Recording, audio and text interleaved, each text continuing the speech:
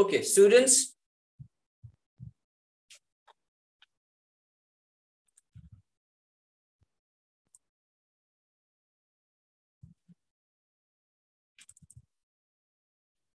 Okay, now is the screen visible to you? Yes, sir. Okay, fine. Now see, till now we have discussed about the structure of a cell. Then we have discussed about the various cell organelles. That is the nucleus, the nucleolus, and inside the nucleolus we have seen how is the synthesis of ribosomes takes place. And then we have discussed about the DNA material. That is, how is the DNA material responsible for carrying the genotype, a gene. So that is the most important function of a DNA. So to continue the heredity is the most important function of DNA. And we have seen how and where the DNA is, how the process of cell cycles are continued, and with the help of cell cycles, how the amount of DNA, I mean, how the DNA multiplies and so on. Now, then we come across the chromosome. What is the structure of a chromosome? How is a chromosome? And how the chromosome is made up of. That is the DNA proteins, the histone proteins, and the various biochemical processes, what we have discussed in our earlier period. Then the very small unit, what it is lagging, I'll be continuing with the next period. That is the polytene chromosome. What is a polytene chromosome? No doubt, it's just the same chromosome, but it's a very large chromosome. So how is a polytene chromosome and so on, we'll be discussing in the next period. But now today, I'll be shifting to another topic, that is the cell membrane. So what is the cell membrane? Where it is, and what is the function of a cell membrane? What is the chemical composition, the chemical constituents of a cell membrane? How the cell membrane helps the cell in maintaining its structure, its various functions, and so on. So when you see here in front of you,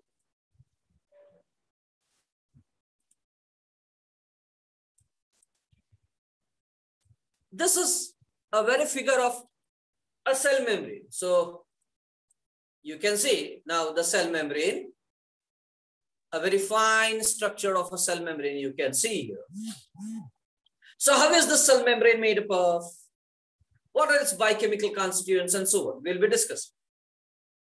So cell membrane is also referred as a plasma membrane. It is one of the most important vital component of a cell. एका पेशीचा तो सगळ्यात मोठा अविभाज्य घटक आहे. Because it segregates, it separates the cell from an outside medium to an inside.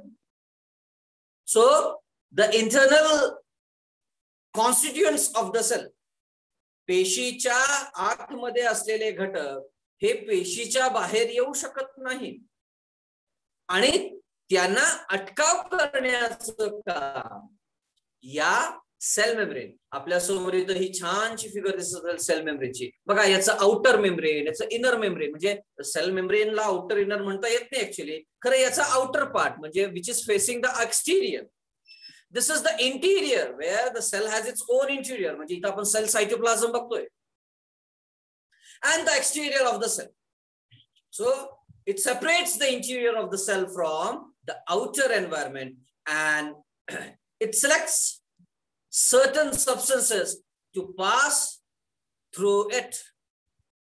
आणि सगळ्यात महत्वाचं आहे की या सगळ्या गोष्टींना म्हणजे एका पेशीमध्ये काही ठराविक गोष्टींना किंवा काही सगळ्या गोष्टी ज्या पेशीच्या आत बाहेर करणं अपेक्षित असतं, यांना आत बाहेर करण्यामध्ये त्या मदत करतात, किंवा काही सिलेक्टिव्ह गोष्टी असतात.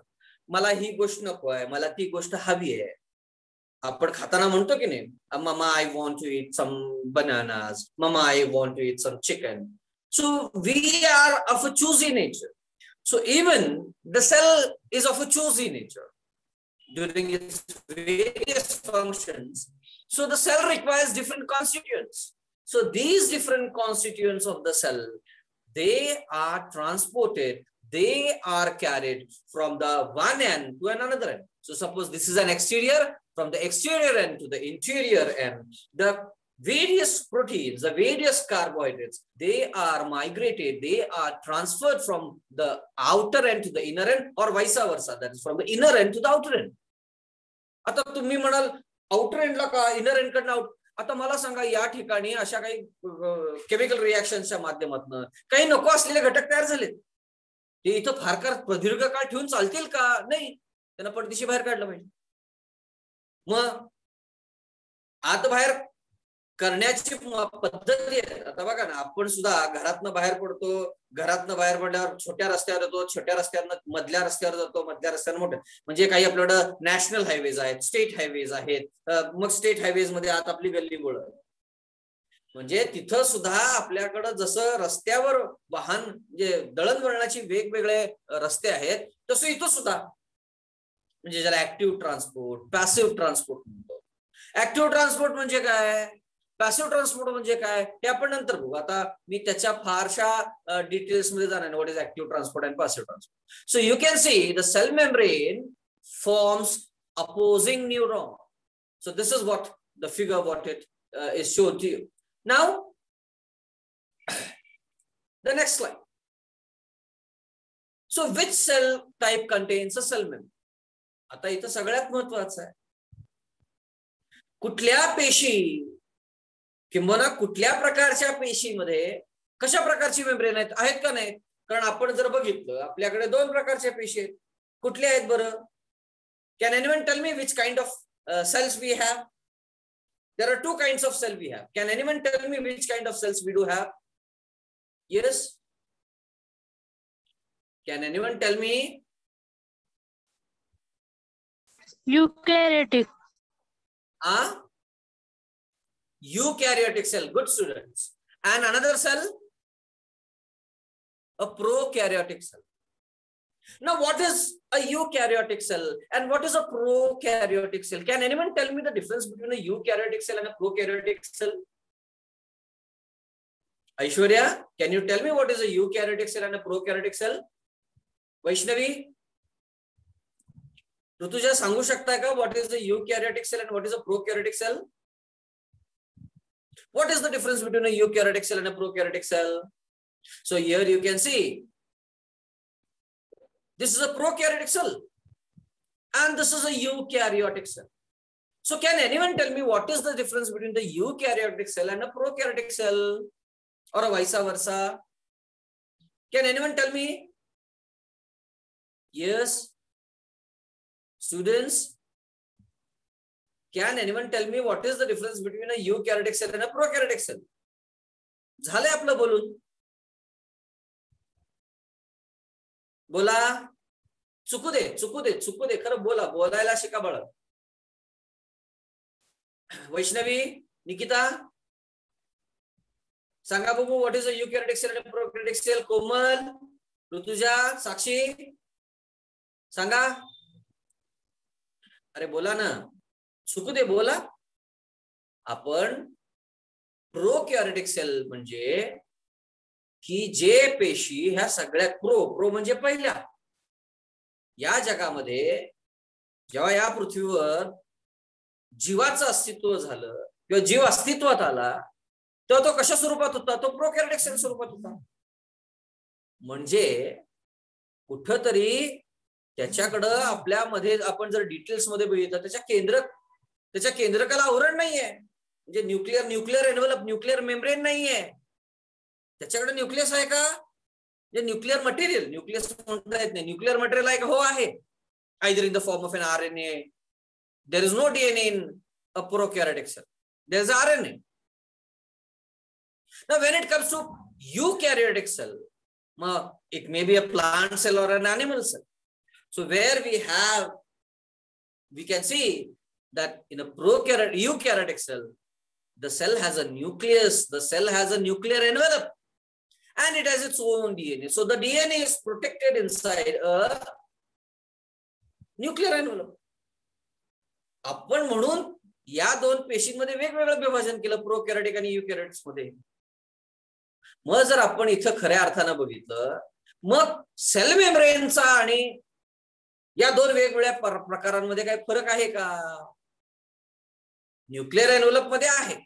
खरं मला असं वाटतं की या दोघांनाही, मग भले ते युकॅरियोटिक सेल असेल, भले ते प्रोकॅरियोटिक सेल, म्हणजे प्रोकॅरियोटिक सेल असेल किंवा युकॅरियोटिक सेल असेल, दोघांनाही सेल मेम्ब्रेन आहे.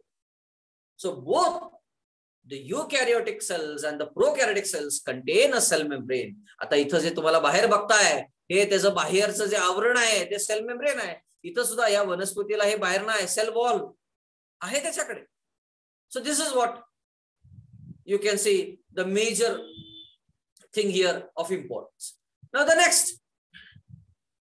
Now this is a prokaryotic cell which came first. And you can see the nucleoid. आपण इथं या न्यूक्लियसला एन्व्हलप आहे का? नाहीये. तर इथं बघा ना, त्याचं सेल मेम्ब्रेन, त्याचं बाह्य जे भाग आहे पिवळ्या रंगाने इथं दाखवलंय सेल मेम्ब्रेन. इथं त्याला सायटोप्लाझम आहे, हे न्यूक्लिओइड आहे. जे सेल मेम्ब्रेन त्याला आहे स्वतंत्र. So prokaryotic cells also known as bacterial shell SHELL. So in prokaryotic cells, plasma membrane surrounds the cell cytoplasm.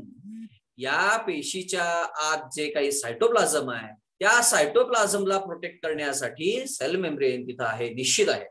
So the cell cytoplasm and regulates the flow of substances in and out of the cells. या cell मेम्ब्रेनच्या माध्यमातून या पेशी, मग त्या unicellular microscopic organism, it may be a bacteria, it may be a fungi, it may be a व्हायराई.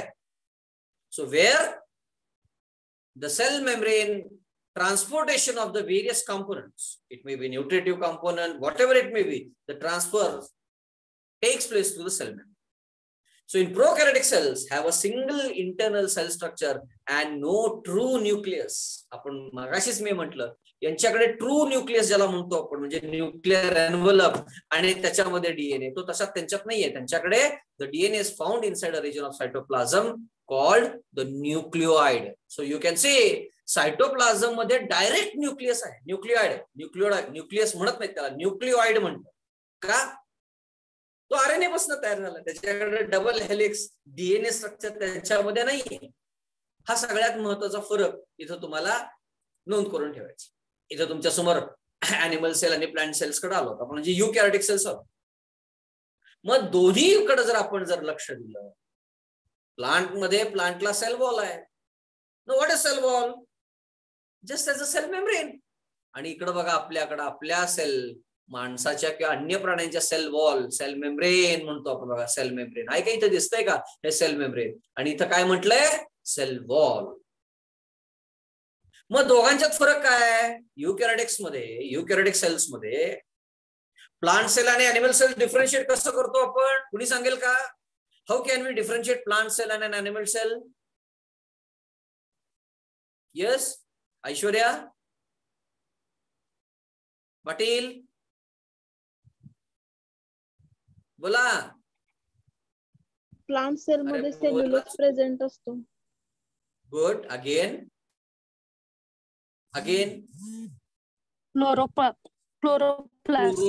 Chloroplast असतो. बरोबर, very good. अजून कोणाला सांगता येईल बाळांनो? Very good. येस, बोला. What is the major difference between a plant cell and animal cell? Aishwarya बोल, निकिता बोल. निकिता काय सर? बोला.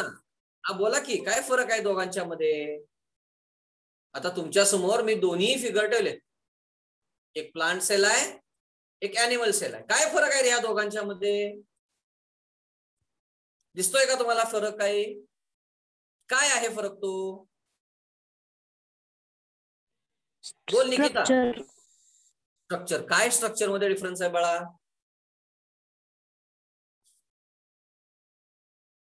बोला बोला बोला. चुकू दे, इथे कोण शाणा नाहीये, सगळे मूर्खच आहे. चुकला हसेल कोणतरी, बघूया आपण कोण हसतंय बघूया. बोला निकिता बोला. अरे हे सेल वॉल आहे, सेल मेम्ब्रेन. हा मोठा फरक आहे, दोघांच्या मध्ये फरक आहे. हा तसा सॉफ्ट आहे, हा टणक आहे ना. हा टणक आहे कारण यात लिग्निन आहे. सेल वॉल, वॉल भिंत म्हटलंय, आणि सेल मेम्ब्रेन हा as compared to plant cell हा सॉफ्ट टिश्यू. हा फार त्यातला महत्वाचा फरक. मग मला इथं सांगा, सेल वॉल मधनं अवजा घर तुम्हाला काही येते जाते का? बघा, तुमचं पाणी डायरेक्ट जातं का सेल वॉल मधनं? तुम्ही झाडावर पाणी टाकलं, पानावर त्या पाणी टाकलं, पाणी जातं का रे त्या पेशीमध्ये आत, सेल वॉल मध्ये, पानामध्ये आत जातं का? नाही, नाही जात. इथं मग आता आपल्या पेशींवर, आमच्या शरीरावर पाणी टाकतो आम्ही रोज सकाळी, बादलीभर पाणी अंगावर ओतून घेतो आंघोळी करताना. आपल्या पेशीमधनं पाणी आत जातं का? नाही, नाही जात. नाही जात. का जात नाही बरं? मग काय असा दोघांच्यात फरक आहे? सेल वॉल आणि अॅनिमल सेल मध्ये काय असा फरक आहे त्याच्या सेल मेम्ब्रेन मध्ये? हा विचार करा तुम्ही. आपण बघूया क्रमशः. मी आता लगेच सगळ्या काही गोष्टी उलगडत. So in eukaryotic cells, the plasma membrane surrounds the cell, enclosing the cell organelle. So whatever it may be, around the cell,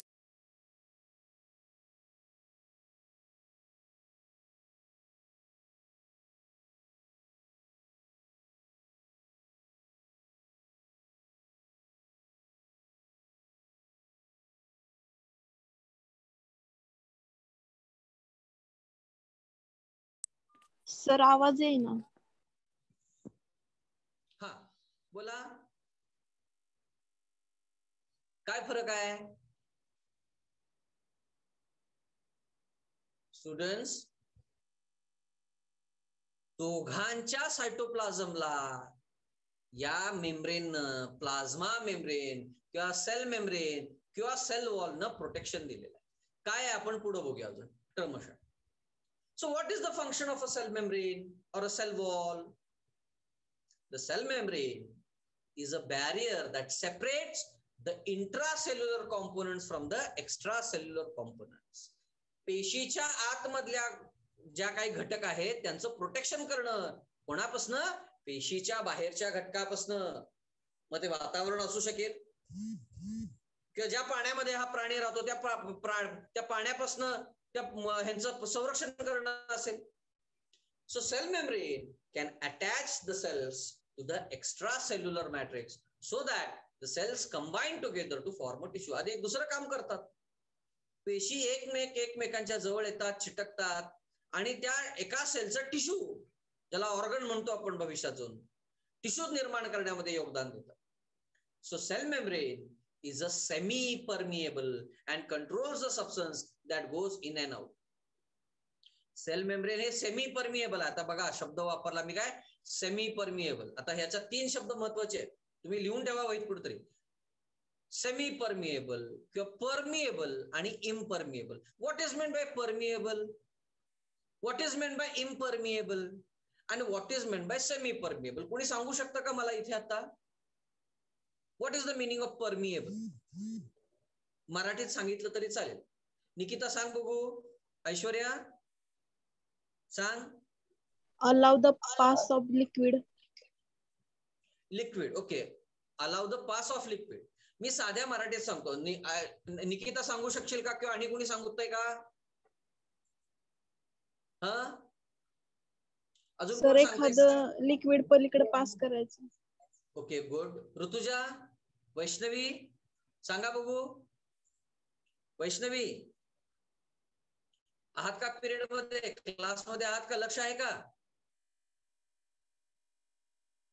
Vaishnavi? Vaishnavi are you there in the period? का किचन मध्ये मदत करते मम्मीला? हा मग सांग. नाही सांग बघू बाळा. परमिएबलचं मिनिंग काय किंवा सेमी परमिएबल किंवा इम्परमिएबलचं मिनिंग काय साध्या भाषेत सांग. चुकू दे, चुकू दे, सांग. वैष्णवी सांग. मी आता एक साधं तुम्हाला हे सांगतो बघा. आपण एक म्हणतो आओ जाओ घर तुम्हारा म्हणजे काय. आपण एक साधं हिंदीत कहावत आहे ना, आओ जाओ घर तुम्हारा म्हणजे काय. कधी पण उठलं, कधी पण आलं, कधी पण कुठेही गेलं, कसंही गेलं चालतं का. त्याला आओ जाओ घर तुम्हारा म्हणतो आपण. म्हणजे तुमच्या घरात कधीही कुठूनही कुणीही कसंही यावं आणि कसंही जावं चालतं का. नाही चालत. म्हणून आपण घराला बघा गेट, दरवाजा, खिडक्या केलेल्या आहेत. म्हणजे काय सेमी परमिएबल. म्हणजे थोडक्यात आपलं शेत काय, शेताला कुंपण नसतंय. कुणीही कुठनंही कसंही आत येतंय, आत घुसतंय, जातंय, शेतातला काही काढून घेतंय, शेतात काही आणून टाकतंय घाण कचरा. परमिएबल म्हणजे थोडक्यात आपल्या पेशीमध्ये कुठूनही काहीही कुठल्याही बाजूनं आठी दिशेनं आपल्या पेशीमध्ये कुठूनही काही आणून टाकलं किंवा आत टाकलं की आतून बाहेर टाकलं. परमिएबिलिटी. सेमी परमिएबल म्हणजे थोडक्यात आपलं घर. आपण आपल्या घराला दरवाजा, खिडक्या म्हणजे तुमचा दरवाजातनच आत आलं पाहिजे, दरवाजातनच बाहेर गेलं पाहिजे. Semi permeable membrane. इम्परमिएबल कुणी पण आत येणार नाही, कुणी पण बाहेर जाणार नाही. बंदिस्त, पॅक, बंद. कळालं का फरक. परमिएबल, सेमी परमिएबल आणि इम्परमिएबल. शब्दाचा अर्थ कळला का ऐश्वर्या. हो सर. आता हे कोणाच्या दृष्टिकोनातनं, पेशीच्या दृष्टिकोनातनं. म्हणजे सेल मेम्ब्रेन काय करतं, काही घटकांना पाहिजे तिथनं कुठूनही काही अलाव करतं आत यायला जायला.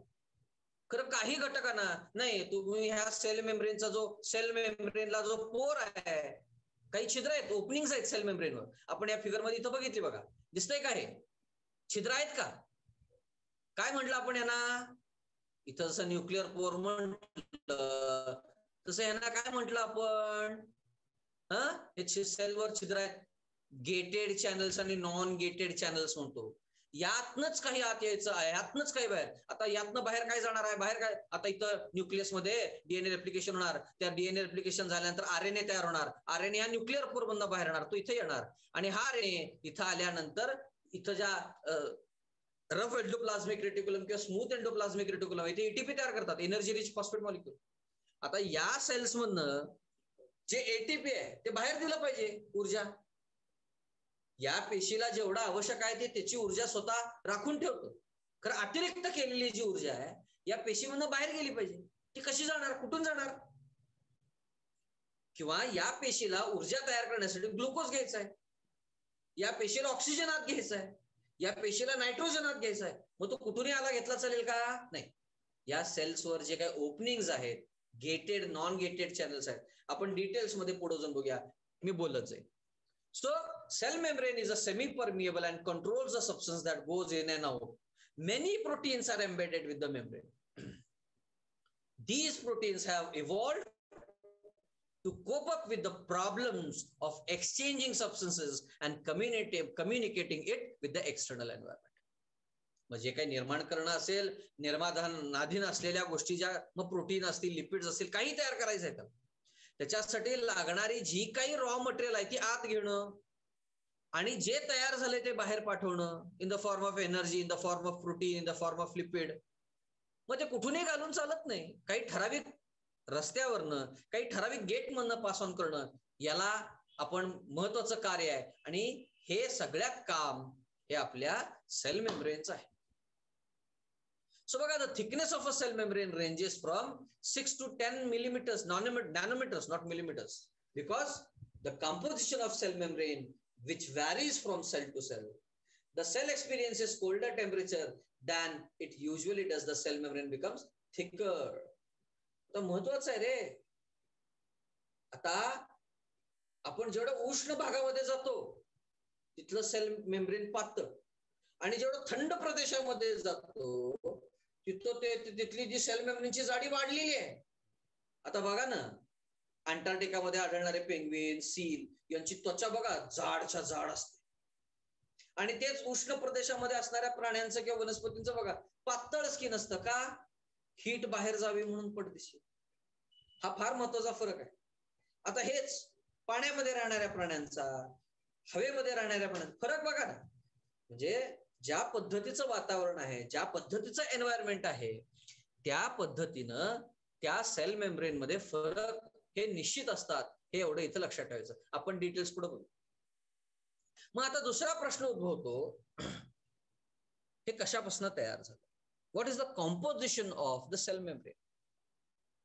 So cell membrane is made up of certain proteins, lipids and certain phospholipids.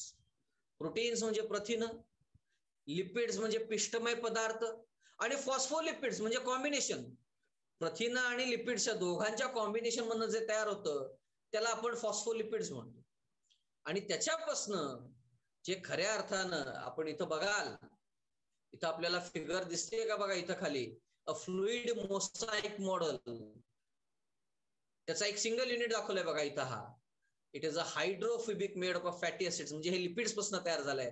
And hydrophobic head contains of a phosphate a protein molecule. त्याला आपण ह्याला अ फॉस्फोलिपिड मॉलिक्युल म्हणतो. सो ही महत्वाची स्लाइड आहे बरं का, तुम्ही लक्षात ठेवा किंवा याची स्क्रीनशॉट काढून ठेवा.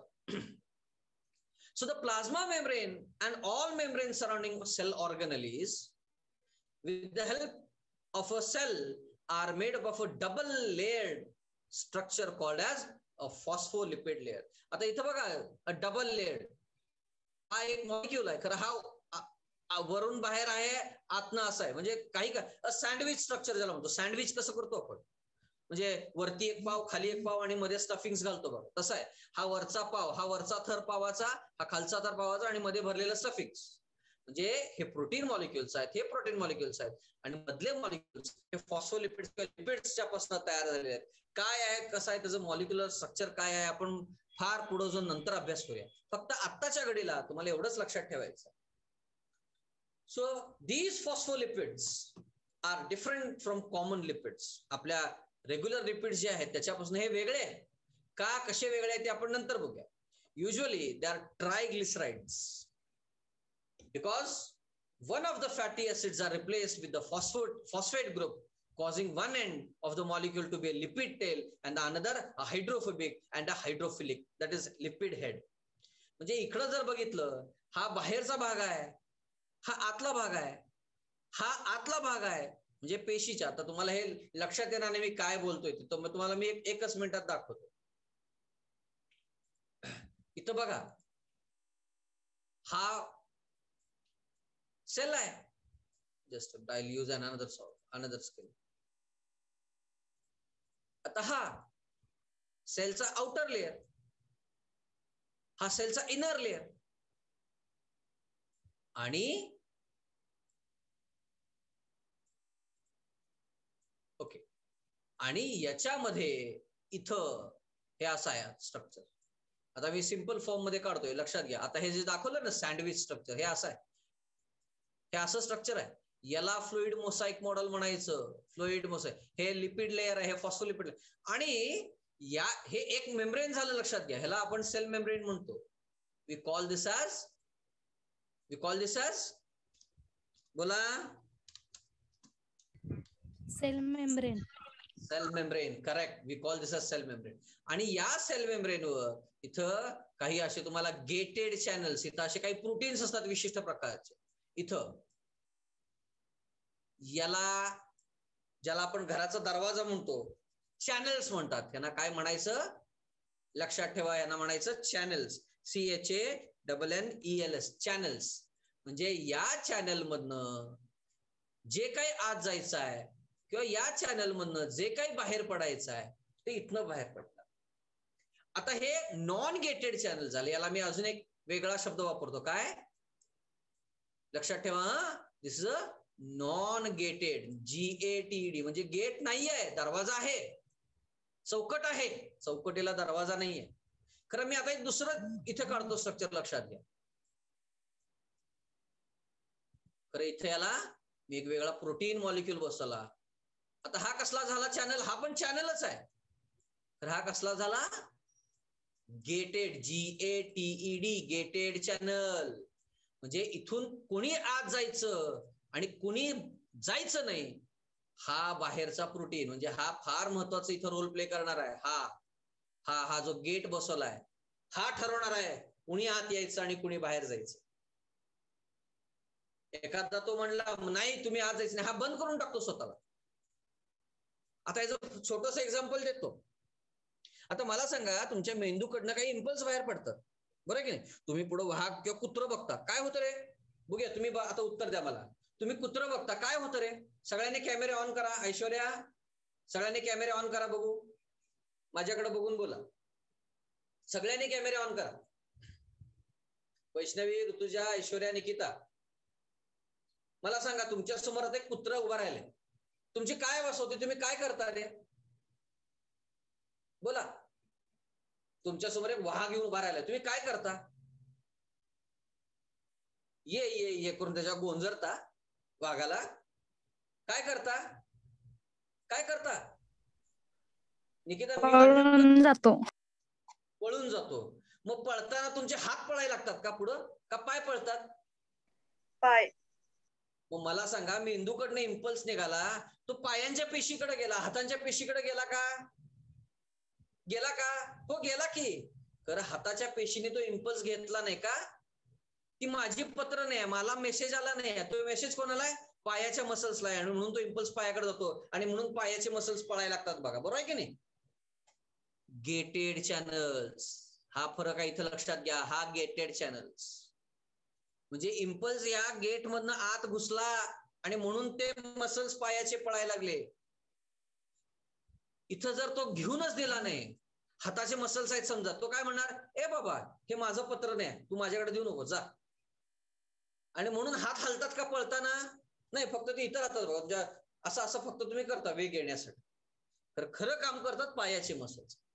म्हणजे यासाठी गेटेड चॅनल्स आणि नॉन गेटेड चॅनल्स हे त्यातला फरक आहे, फार महत्वाचा आहे, लक्षात घ्या. म्हणजे आपल्या पेशींमध्ये हे सगळं काम कोणाच्या माध्यमातून चालतं? कोण कंट्रोल करतो? Cell membrane. लक्षात घ्या, फार महत्वाचं काम आहे सेल मेम्ब्रेनचं. असं सहजासहजी आपल्याला सोडत नाही तो. बघा, so another lipid called cholesterol is combined with the phospholipid molecule and is responsible for the flexibility of the cell membrane. Since cholesterol prevents the lipid tail forming from strong bonds. आता काय आहे हे molecular लेवलवर आता जास्त आता जात बसत नाही, आपल्याला फक्त सेल मेम्ब्रेन काय आहे आणि फॉस्फोलिपिड्सच्या माध्यमातून त्याचं स्ट्रक्चर कसं तयार झालंय हेच एवढं इथं बघायचं आहे. आपण हळूहळू मॉलिक्युलर लेवलवर जाऊ. आता बघा, मी जे सांगितलं की नाही, बघा इथं दिसतंय का? प्रोटीन, न्यूक्लियोलस, इथं गेटेड नॉन गेटेड चॅनल दिसतंय का? हे बघा, हे बघा, दिसतंय का? हे आउटसाइड आहे, हे सेलचं इनसाइड आहे, हे प्रोटीन चॅनल आहे, हे लिपिड लेअर आहे, लिपिड लेअर आहे. या ठिकाणावरनं काही आत येतात, हे ओपन चॅनल आहे, बंद चॅनल आहे. बघा, कार्बोहायड्रेट, तिथं चेन बाहेर पडायले बघा, ह्या प्रोटीन मधनं, प्रोटीन मॉलिक्युल मधनं बाहेर पडायले, इथं प्रोटीन मॉलिक्युल दिसतोय का? असं स्ट्रक्चर असतं. So a variety of proteins are embedded within the membrane, either resting on the membrane or penetrating throughout the whole membrane. Protein does a membrane number of jobs. इथली ही प्रथिन आहे, हे प्रथिन वेगळं आहे, हे प्रथिन वेगळं आहे, वेगवेगळा रंग दाखवलाय ना. मग वेगवेगळं आता आपण करतो बघा, मुलांनी या पुरुषांनी या रांगेतनं जावा, स्त्रियांनी या रांगेतनं जावा, लहान मुलांनी इकडे वेगळे रांग करतो की नाही आपण देवळात जाताना? तसंच आहे रे, इथं या प्रोटीननी ह्या गेट मधनं जायचं, या प्रोटीननी या गेट मधनं आत बाहेर जायचं, दुसऱ्या काही प्रोटीन असतील त्यांनी या गेट मधनं, म्हणजे ठरलेले गेट आहेत, त्याच गेट मधनं तुम्ही आत बाहेर करायचं नाही. आता इथं जे प्रोटीन आहे ते या गेटला आलं, तो हा गेट मधनं आत बाहेर करेल का? नाही, तो इम्परमिएबल असणार आहे. इथं तो परमिएबल असणार आहे, आणि त्याच्यावरनं कळतं ठरतं की परमिएबिलिटी आहे का, सेमी परमिएबिलिटी आहे का, इम्परमिएबिलिटी. So proteins does a number of jobs. Some of the proteins found within the bilayer allowing substance to transport across it, both into, that is in and out of the cell. Protein molecules also have the ability to receive signals from other cells or from the extracellular membrane and convert the signals to the messages for the organelle inside the cell. आता लांबची गोष्ट कशाला, आता आपण corona व्हायरसच बद्दल बोलूया. Corona virus बघा ना, त्याला स्पाइक प्रोटीन म्हणतात बघा. तुम्ही कोरोना व्हायरस बघितला की नाही? आता स्ट्रक्चर बघितलंय की नाही कोरोना व्हायरसचं? बघितलंय का? असं काहीतरी गोल आहे आणि असे बघा, असे असे काटे दाखवलेत ना असे, याला म्हटलंय स्पाइक प्रोटीन. आता मला सांगा, आता आपण अँटी ड्रग्स तयार केले, ते काय केलं? मी इथं असं केलं, अशा प्रकारचे आमच्या स्किनच्या म्हणजे रेस्पिरेटरी सिस्टमवर असे प्रोटीन सगळे वर आणले, आणि या जर कोविडच्या व्हायरसला इथं आणलं तर हा इथं बसू शकेल का? पण बघा ना, हा असा प्रोटीन आहे, वाय शेप आहे. मग याला जर मी इथं जर असं प्रोटीन केलं, इथं असं जर प्रोटीन मी इथं बसवलं, काय होणार? मॅच होणार ना, अँटीजन अँटीबॉडी रिएक्शन. मग म्हणून काय करायचं, आम्ही अशा प्रकारचे अँटीबॉडीज तयार केले. त्यामुळे काय झालं, हा अँटीजन अँटीबॉडी रिएक्शन होणार नाही आणि त्यामुळे हा व्हायरस आमच्या सेलमध्ये आत येणार. याला अँटीजन अँटीबॉडी रिएक्शन म्हणायचं. म्हणजे मी अशी औषधं तयार करणार की या औषधामुळं या व्हायरसच्या स्पाइक प्रोटीन्सला आम्ही आत घेऊ शकणार नाही. म्हणून आपण आता कोवॅक्सिन, कोविशिल्ड जे ड्रग्ज म्हणतोय ना, ते अशा गेट मधून तयार करतो. मी हे साधं बोलतोय, ते फार हायर लेवलचं आहे, मी त्याच्या डिटेल्स मध्ये जाणार नाही, फक्त एवढं लक्षात ठेवा. तर याच्यामध्ये सगळ्यात महत्वाचं योगदान कोणाचं आहे? Again cell membrane. बघा, सेल मेम्ब्रेनचं किती महत्वाचं फंक्शन आहे तुमच्या लक्षात येत असेल. Okay, now next, this is again a figure, the same. So carbohydrates are found on the external. जे कार्बोहायड्रेट्स आहेत ते बाहेरच्या बाजूला आहेत. आता बघा, इथं सुद्धा किती थिक आहेत बाहेरच्या बाजूला, आणि इथं आत आहेत, इथं हे प्रोटीन्सच आहेत, तर तसे कंपॅरेटिव्हली आतले थिन आहेत. So carbohydrates are found on the external surface of the eukaryotic cells. Proteins and with carbohydrates attached are called as glycoproteins. So मधलं सँडविच मटेरियल आहे ते आहे. While phospholipids and carbohydrates attached are called as glycolipids. कशाला काय म्हणायचं बघा, glycoproteins. प्रोटीन्सला glycogen. बघा इथं तुम्हाला बॉन्ड्स वगैरे